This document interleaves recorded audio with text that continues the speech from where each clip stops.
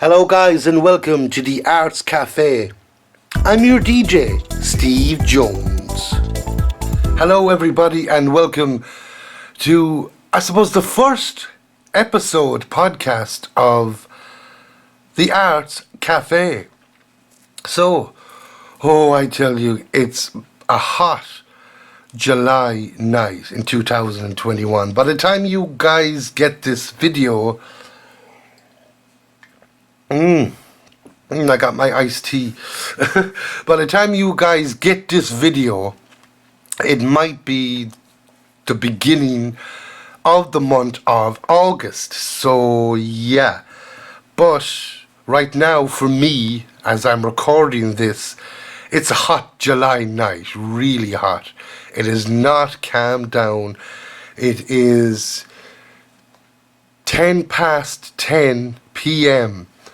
on a Saturday night, and it's still like 24 degrees Celsius. So yeah. So in this episode, what we're going to talk about is Irish culture, and is it gone? Has Irish culture gone? So as I mentioned, it's a hot July night. I've already said that. I had to turn the fan off to prevent noise interfering with this recording, but it's the summer and I'm going around, town. Sometimes I'm in different towns when lockdown is over and allows me, and I'm noticing that Irish culture is not what it once was. I'm sure there's a lot out there that will agree. Irish culture is diminishing year by year, especially after the year 2000, the changes began real distinctively. Now, I'm not racist. I'm not going on about foreigners invading our country. It's not one of those. The Italians, the Chinese, and a few other cultures have been here in Ireland for many years. I was born when I started, becoming of age to realise what different cultures were. I was still a child. I was 5, 6 years of age. There was Italian restaurants, there was Chinese restaurants, there was Italian chip shops. There was those cultures. There was Indian doctors, and I liked them all. I really do. I have nothing against foreigners coming in to my country, our country, Ireland. I have nothing against that. What I'm trying to challenge you as a listener in this podcast is, if you're out there and you're Irish, do you agree with this simple observation? Why is it okay? Like, I know of some people who are Irish people. They travel out to Cairo, to Dubai, and if there's a female, they're expected to wear whatever fits in with the culture there. Like, they have to wear those hats, those coverings over their head. They have to wear the particular robe. I mean, they have to do, and if they don't, they're looked at. They honestly are. They're looked at with discrimination, okay? But yet, if those cultures come to Ireland, which is a culture that we don't wear any of that stuff, it's okay for them to wear the stuff of their culture. And so basically, is this a fair statement to say Irish people are expected, when they go to a different country, they have to blend in with their culture? But when those people come from that country to Ireland, they're not expected to blend in with the Irish culture. It's okay. Because it does affect people. It does affect people. It is strange to see. Now, you could attack that word strange. It's strange to see. It's strange to encounter. Well, maybe the Irish people need to adjust and not be afraid of change. Okay, I get that, but whoa, we have submitted to change over the last 20, 21 years. We surely have. I mean, the amount of changes and loss of culture that Ireland has had. I've talked to Americans that I know in person, in communication within Ireland, and from America online. I've talked to people from the USA who have said in 3 different ways. Like, I've said, Americans I know in person have met Americans I know within the Irish culture, so they would connect with me by phone or by email or by messaging, but they live in Ireland. And I know Americans back in America who've never left America. So those 3 different types of Americans have said to me, they believe, like, the Americans living here know that the Irish culture has changed. The Americans back in America have said that they've contacted their American friends or their Irish friends and say they were thinking about coming to Ireland, but now they're not going to,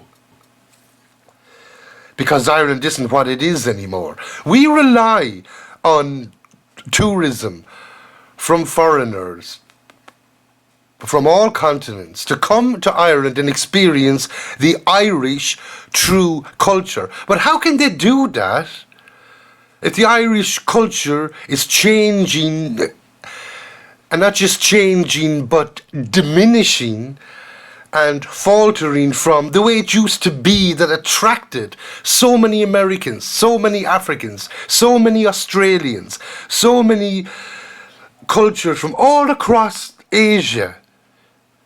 It's diminishing here in Ireland. We are not what we used to be because of the toleration of the government that imagines it's okay to keep these changes. But it has been proven statistically that it is already affecting the Irish tourism. So just let me, it's so hot here, the fan's off, just let me get another sup of cool iced tea. And I'm not talking about the wrapper. So let's get back to Irish culture. Let's look at some of the changes that we have had experienced. Okay, so, right.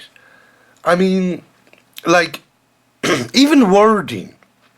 Now, I've always argued, I cannot stand when I hear an Irish mother referring to herself as, I'm a working mum, I'm a very hard working mum, or when I'm busy at home because I'm a mum.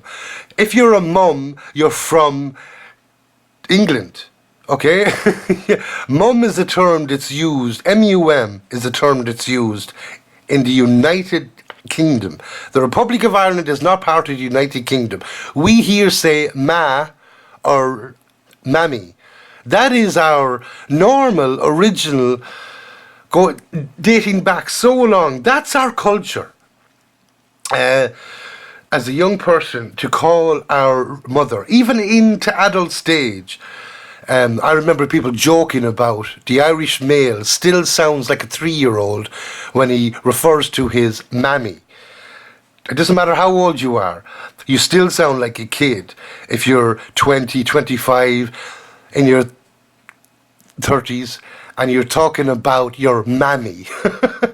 But now it's gone to, I've noticed in the last 20 years that nobody calls, hardly anybody calls their mother in Ireland ma or mammy. It's always mum, which is very British influenced. And I mean, you will not find a birthday card, I don't think, with ma or mammy written on it for a birthday wish or greeting. And Now it's getting worse. I've noticed I'm talking about the last 20, 30 years before when I was referring to mum. Well, now the young people, like 5, 10, up to 15-year-old young people, are now influenced so much with American television here in Ireland that they're calling their mother mom. M-O-M, mom, which is an American term. I mean, that's factual, that in speech-wise we are losing our culture. The term or word chips, C-H-I-P-S, is not used anymore in restaurants and cafes and fast food places, you know. Can I have a cheeseburger and a bag of chips? I've asked that, and it's not, I'm not talking about someone not from Ireland who might not know. I'm talking about an Irish staff member who's behind the counter and listening to me saying, can I have a cheeseburger and a bag of chips, please? And they look at me like, huh? A cheeseburger and what, sorry? And I'm like, a cheeseburger and a bag, oh. And I look at the board, a cheeseburger and fries, please. And they're like, oh, fries. Oh, that's what you want. Oh, they don't know what chips is. It's like, for years, we have been calling chips potatoes that are cut up and mixed with flour and every other kind of crap from McDonald's. But it's, yeah, chips. They've always been known as chips. It's an English-influenced thing, I will say that, okay. But Ireland has picked it up for many, many, many years. It is blended with our culture, fish and chips. But now it's fries.